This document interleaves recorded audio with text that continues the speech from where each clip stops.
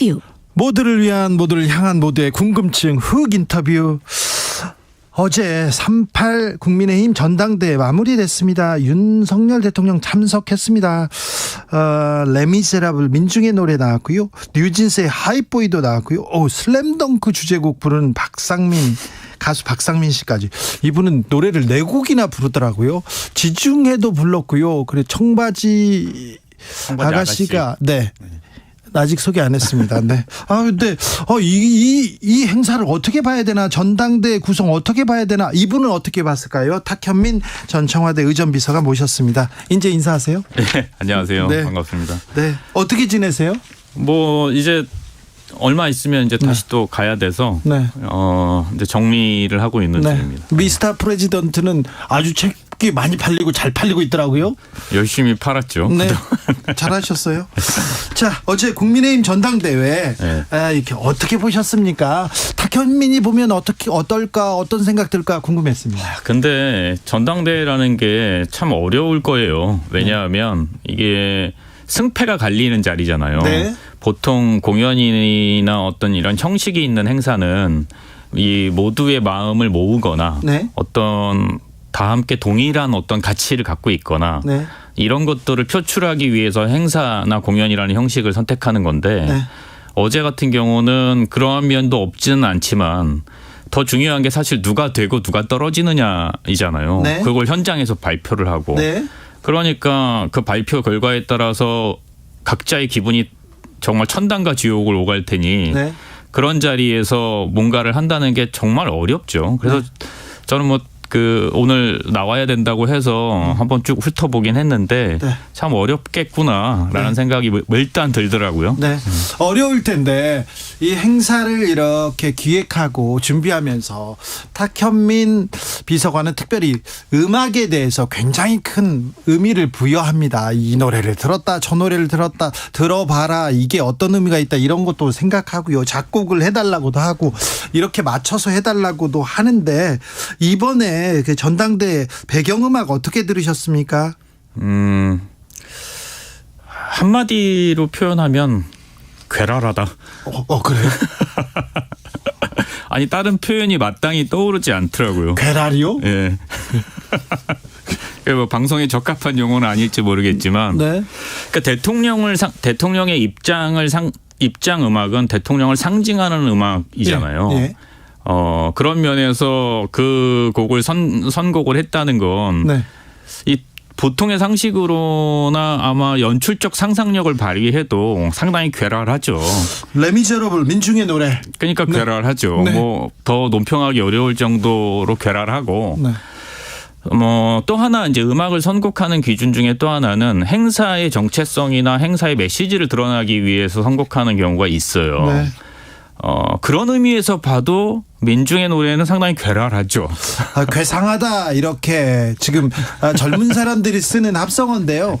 괴상하다 이렇게 들을게요. 좀 기괴하고 괴상하다 이렇게 들었다고 얘기하는데 그런데 민중들의 함성, 민중들의 원성을 잊지 않겠다, 이걸 새겨 듣겠다 이렇게 생각하는 건가요? 저는 그 해석이 더 재미있던데 그러고 나서 뉴스를 보니 윤석열 대통령이 좋아하는 노래여서 아마 틀었을 것 같다라는 그 대통령실 해명이랄지 설명이 나오더라고요. 근데 그것도 진짜 연출적으로 참 의미가 없는 말인 게 우리가 음악을 쓸 때는 제일 먼저 이게 말이나 메시지로 하는 것보다 은유적이고 또 상징적이기 때문에 음악을 쓰는 거거든요. 그 말은 그 음악을 들었을 때 이래서 썼구나라는 걸 느끼게 해주려고 쓰는 거예요. 음악이란 장치를 쓸 때는.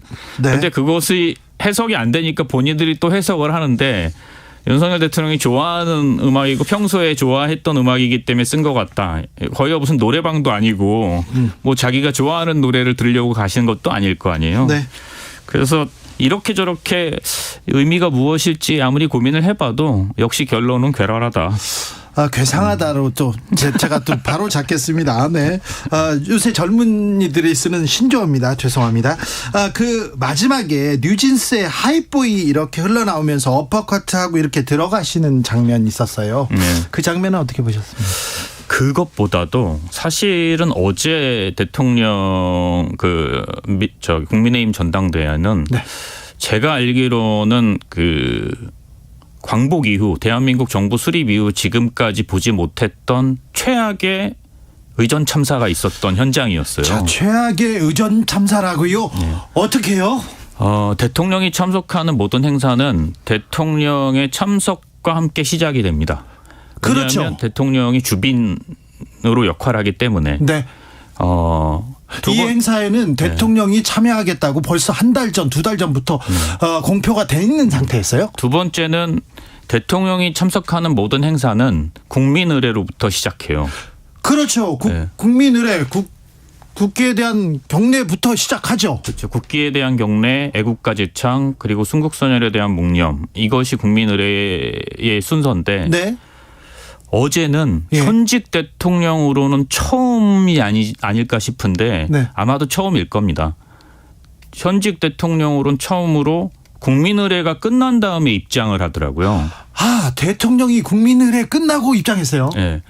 그것은 제가 알기로는 하여튼 광복 이후 처음 보는 그림일 거예요. 아니, 비서관님. 네. 비서관 아니고요. 네, 전 비서관님. 네. 대통령이 바빠가지고 행사 중간에 와서 인사만 하고 갈 수도 있잖아요. 그런데. 그거는 대통령이 참석하는 행사에는 그런 경우가 일단 문재인 대통령 때는 한 번도 없었고요. 네. 중간에 들어왔다가 중간에 빠져나간 적은 없었고요. 예. 국민 의례 끝나고 도착한 적 없습니까? 없습니다. 제가 알기로는 없습니다. 적어도 제가 비서관으로 일할 때는 없었고요. 예. 아마 다른 대통령들도 마찬가지일 거예요. 통상 네. 어떻게 하냐면 만약에 대통령이 늦어진다면 네. 늦어지는 것도 있을 수 없는 일이에요. 예. 왜냐하면 대통령의 이동은 교통통제부터 시작해서 모든 그 경우와 편의를 도모하면서 이동하시기 때문에 그렇죠. 늦을 수 없는 일이고요. 네. 또 하나는 만약에 늦게 가더라도 오히려 전체 행사를 늦게 시작하지. 예. 대통령이 행사 중간에 들어가게끔 연출하지 않죠. 지금껏 그랬습니다. 주빈이 좀 늦게 오기 때문에 국민들의 행사가 식순이 늦어집니다. 이런 발표가 있었죠. 그런데 대통령이 국민 의례가 끝난 다음에 사람들이 이미 국기에 대한 경례부터 시작해서 1년의 그 국민 의례를 다 거행한 다음에 대통령 국민 의례에 참석하지도 않은 채 들어와서 레미제라블의 민중의 노래를 들으며 무대 위로 올라와서 어퍼컷을 날리는 예. 역시 참 괴랄한 괴상한. 자, 도대체 설명이 안 되는 장면이 어제 연출된 거죠. 탁 비서관님, 혹시 행안부에 이런 아니면 뭐 의전에 대한 이런 좀 수칙 중에 대통령이 바쁘니까 국민의례 끝나고 오는 것도 왔을 때도 이런 뭐 행사를 할 수 있다 이런. 그거는 있을 수도 없는 일이고요. 국민 의례는 오히려 대통령의 훈령으로, 그러니까 대통령 명령으로 정해져 있어요. 이렇게 해야 한다. 네. 그 얘기는 대통령도 당연히 그 국민 중에 한 명이기 때문에 본인이 이렇게 해야 한다라고 얘기한 것과 같은 맥락이죠. 그렇죠. 한 걸음 더 나아가면 지금 국민의힘 의원들 뭐 나경원 의원이랄지 전 의원이지만 뭐 네. 추경호 뭐 곽상도 뭐 이런 분들이 오히려 그거 갖고는 약하다. 이건 법으로 제정해야 된다. 국민의례는. 네. 그래서 국민의례와 관련한 입법도 있었어요. 그래요? 입법이 됐는지는 제가 잘 모르겠지만 입법하자는 그리고 입법 발의까지도 있었어요.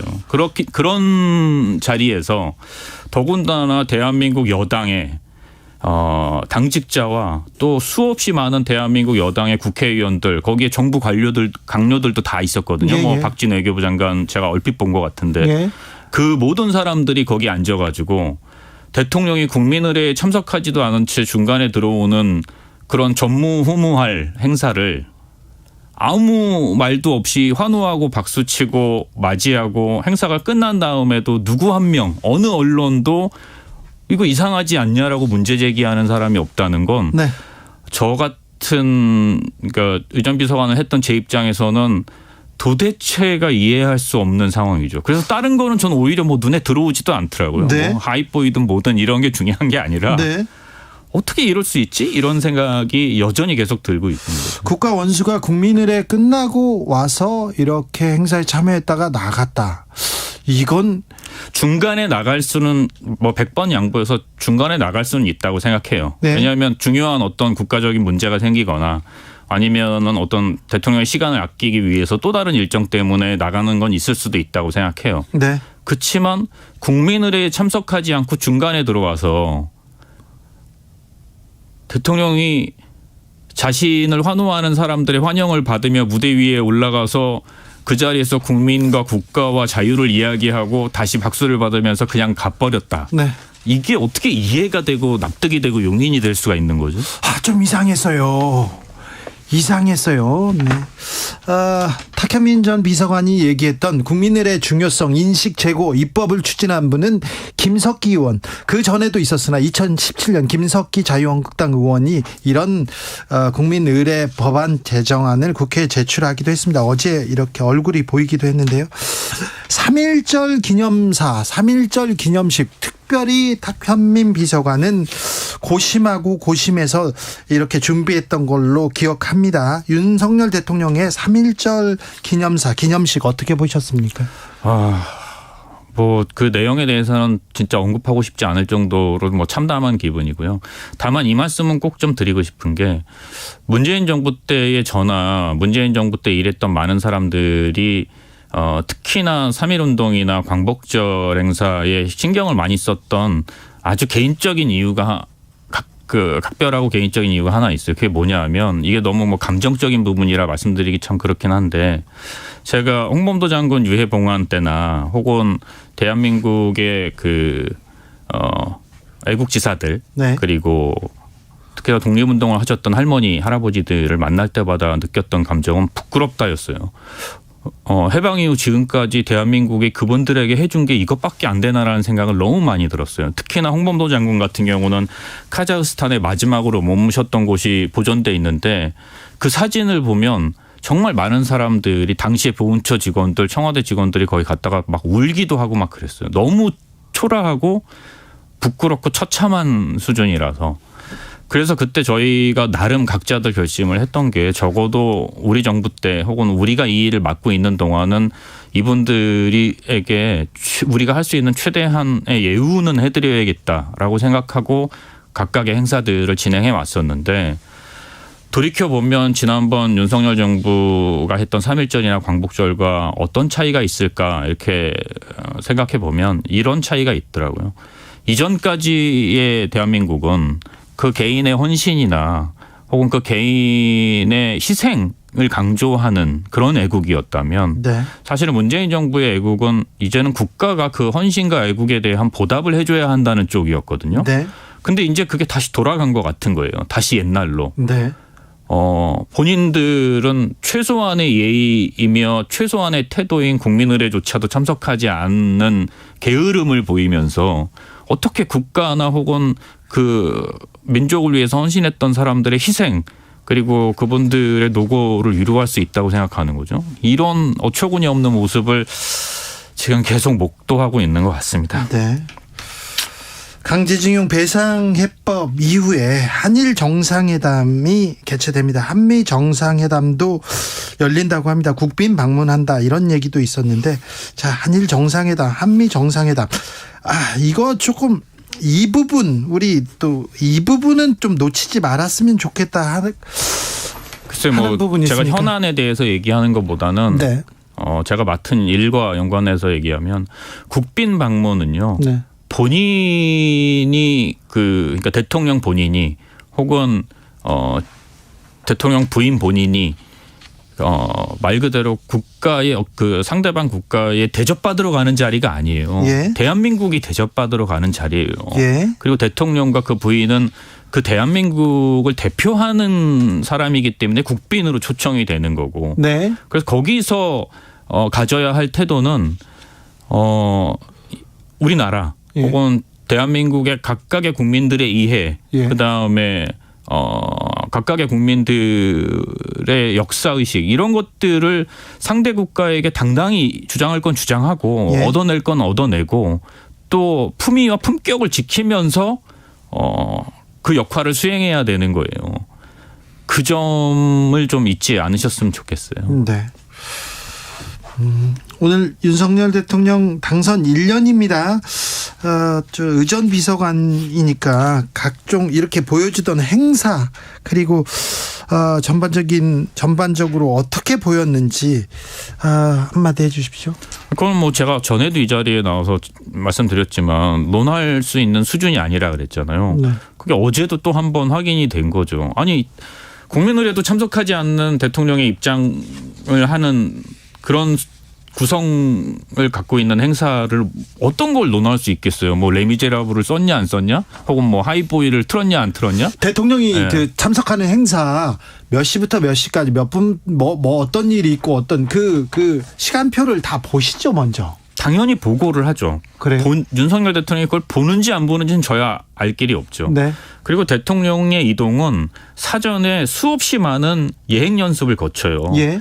그러니까 만약에 제가 미루어 짐작컨대 아마 이 방송이 나가고 나면 그리고 이게 논란이 되면 대통령실에서는 이렇게 변명을 할 거예요. 뭐라고요? 대통령의 이동상에 교통 통제가 늦어져서 늦었다. 어쩔 수 없는 상황이었다. 네. 절대 거짓말이라고 생각하시면 돼요. 대한민국 경찰이 그렇게 허투루 일하지도 않고요. 예. 모든 신호 체계 이런 것들을 사전에 몇 번이나 왔다 갔다 하면서 다 연습을 합니다. 네. 그래서 그 시간에 적어도 1분 정도 이내에서는 그 시간에 예정된 시간에 도착하게 돼 있어요. 예. 만약에 늦었다면 예상보다 늦게 도착한 거라면 네. 그건 딱 하나의 이유예요. 대통령이 게을렀기 때문이에요. 대통령을 누가 끌고 나올 수가 없잖아요. 자, 아무튼 근데 국민의례 끝나고 대통령이 입장하도록 그렇게 계획된 행사였다 이렇게 봐야 됩니까? 그렇다면 더 문제죠. 네? 대통령이 참석하는 행사에서 대통령을 국민의례를 빼요? 지금 이렇게 빼고 아니 그러니까 그게 처음부터 의도였다면 아니 대통령은 몰랐겠죠. 모를 수가 없죠. 대통령이 그래요? 참석하는 행사의 전체 행사의 순서는 네. 의전비서관실에 적어도 의전비서관과 그 행사와 관련이 있는 정무비서관 네. 이런 데에서 당연히 그것을 검토하죠. 네. 그래서 문제가 있으면 오히려 지적을 하고 수정토록 하지. 네. 대통령이 행사의 내용을 아무것도 모르고 그냥 오라니까 그 시간에 갔다? 네. 이런 어처구니 그러면 진짜 전부 다 네. 그 이거 뭐 할 말이 없어요, 진짜. 지금 의전비서관의 기본이 지금 좀 부족한 겁니까? 기본 정도가 아니죠. 이거 뭐라고 할까요? 어디 나갈 때는 바지를 입고 나가야 된다. 이 정도 수준의 얘기라. 아니 바지는 뭘 그 정도. 그런데 국민의례를 참석하지 않는 대통령 이걸 어떻게 봐야 될지. 전 참아 볼 수가 없습니다. 참혹합니다. 그래요? 네. 1년 됐으니까 이제 좀 나아지겠죠. 아니 그러니까 1년이 되는 날 이런 일이 벌어지는 거 아니에요? 모르겠습니다. 이제 이 괴랄함을 참을 수가 없습니다. 네, 괴상함으로 바꾸겠습니다. 죄송합니다. 탁현민 전 청와대 의전비서관의 말 들었습니다. 오이옥 애국지사 애국가가 흘러나가고 있습니다. 감사합니다. 네, 고맙습니다. 교통정보센터 다녀오겠습니다. 김한나 씨. 네, 시각 교통정보입니다. 서울 시내는 점차